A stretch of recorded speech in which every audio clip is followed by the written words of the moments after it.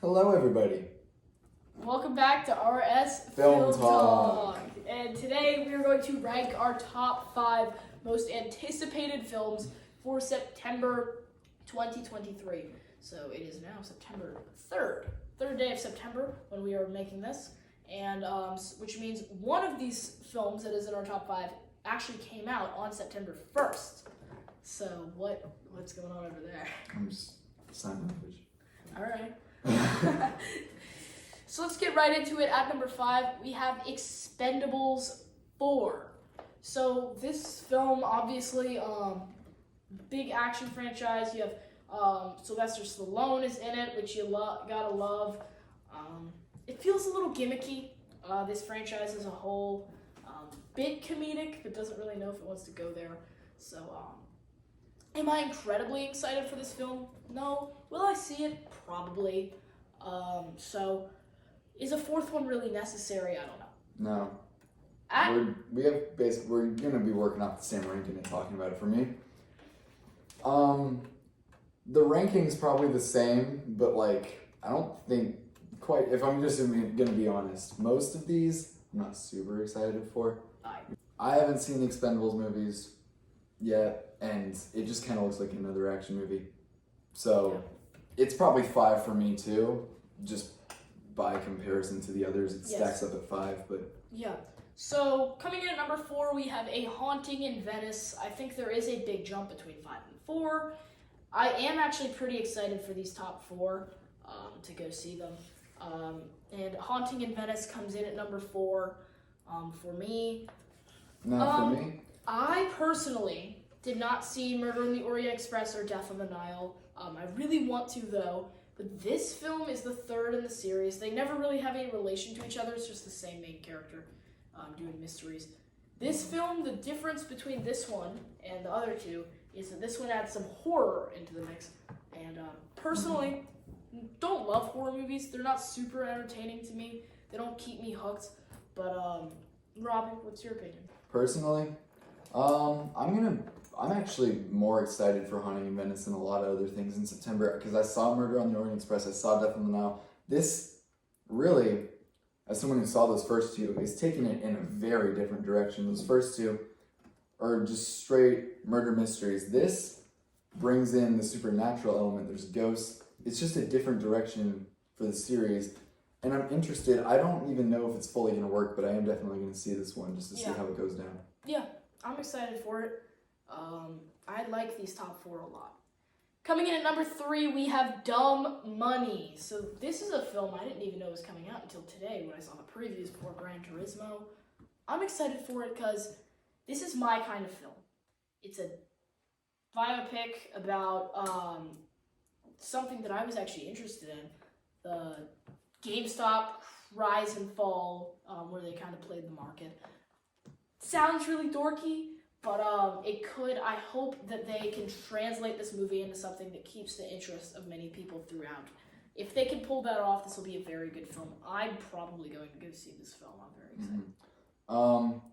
Yeah, so for me, I, like him, no clue this was coming out until I saw the trailers today, but Paul Dano in the lead, I think is going to be perfect. I love him. Obviously played the Riddler in the Batman. Love and Mercy, fantastic film about the Beach Boys. He played Brian Wilson.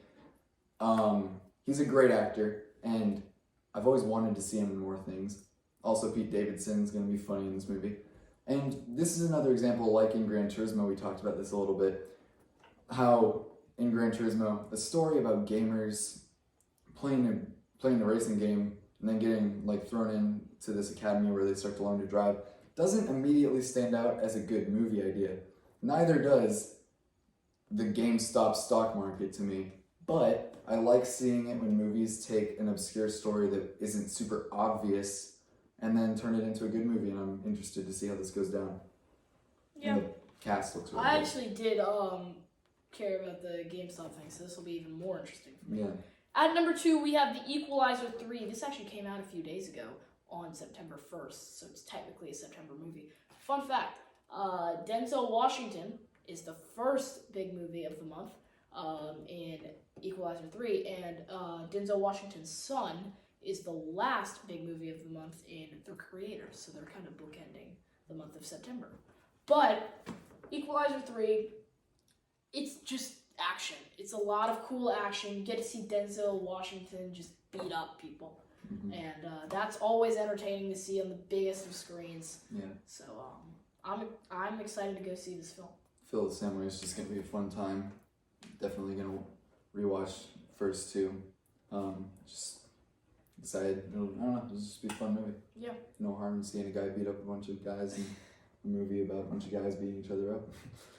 Coming in at number 1, though, we have The Creator. Yes. Big tier difference. This Definitely. film I'm so I'd excited say so. for. The Creator. It'll end the month on a high note. It's an original sci-fi film written by the makers of Rogue One. Instantly has me intrigued, and the trailers look good. Directed. Doesn't look like they're gonna botch it, so He knows, everyone knows.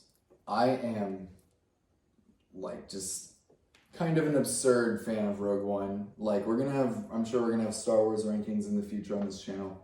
It's gonna be 1 or 2, depending on how I feel when we record that episode. Rogue One, I've always adored, and I love the style of it and everything about it. Being directed by the same guy, I think they couldn't have chose a better person.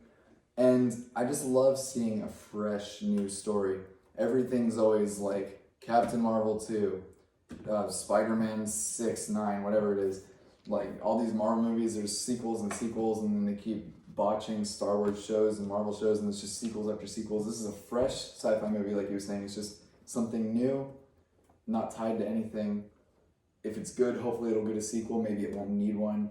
We just need more standalone, good, creative stories these days, and Yeah. I'm really looking forward to it. So just some honorable mentions, 3 other films coming out this month that you might want to go see. Not really going to talk about these because I'm personally not very excited for them. You have Saw X, you have Spy Kids, Armageddon, and you have The Nun 2.